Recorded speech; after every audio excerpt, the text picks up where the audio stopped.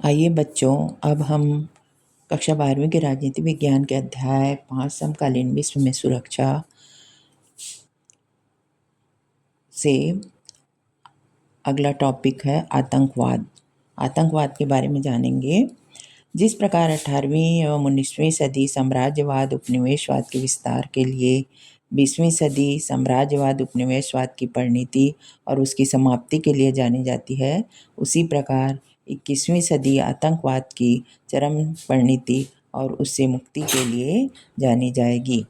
तो आइए बच्चों, हम सबसे पहले जानेंगे आतंकवाद का अभिप्राय।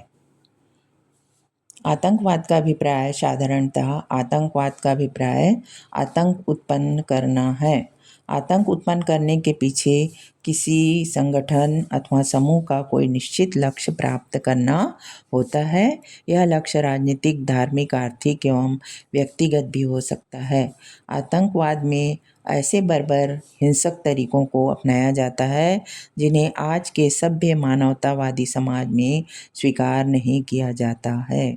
आतंक का सरल अभिप्राय भय उत्पन्न करना है। भय उत्पन्न करके अपने उद्देश्य की पूर्ति करना ही आतंकवाद है। आइए अब हम जानेंगे आतंकवाद के कारण। पहला, उपनिवेशवाद।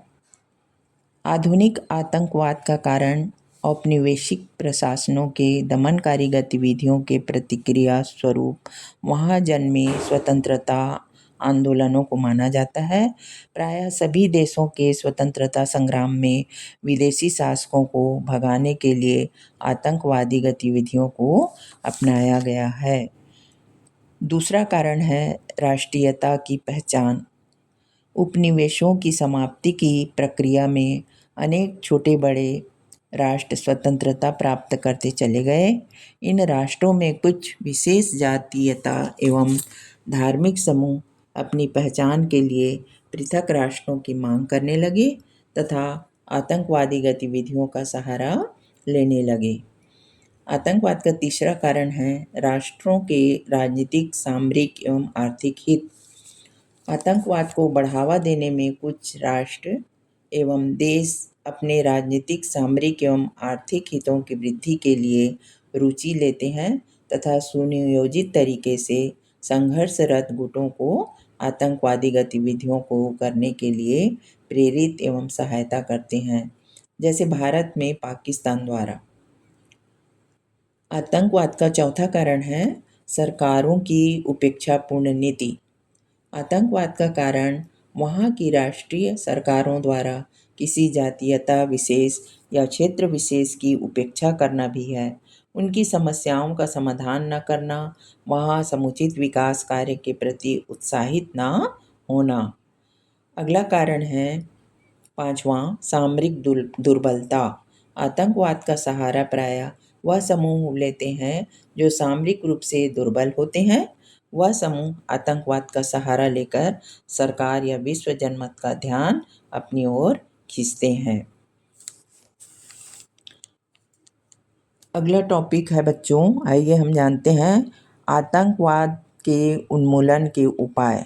आतंकवाद को कैसे दूर किया जाए, इसके उपाय को जानेंगे बच्चों। पहला है आतंकवाद के जन्म का कारण ढूंढना चाहिए तथा उसकी समस्या अगर समाधान करने योग्य हो तो तुरंत समाधान करना चाहिए। दूसरा, आतंकवादी निवारक संयुक्त राष्ट्र सेना का गठन कर उसे यह कार्य सौंपा जाना चाहिए। तीसरा उपाय, आतंकवाद को रोकने हेतु कठोर अंतर्राष्ट्रीय कानून बनाना चाहिए। चौथा, आतंकवाद से प्रभावित प्रत्येक राष्ट्र को आतंकवाद से लड़ने के लिए अंतर्राष्ट्रीय स्तर पर उच्च स्तरीय प्रशिक्षण की व्यवस्था होनी चाहिए।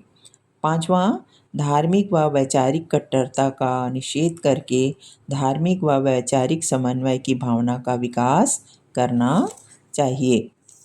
विश्व स्तर पर मानसिकता में बदलाव आतंकवाद का एकमात्र उपचार हो सकता है। आशा करती हूँ बच्चों आप आतंकवाद एवं आतंकवाद के कारण एवं आतंकवाद के उन्मूलन के उपाय को समझ गए होंगे। धन्यवाद।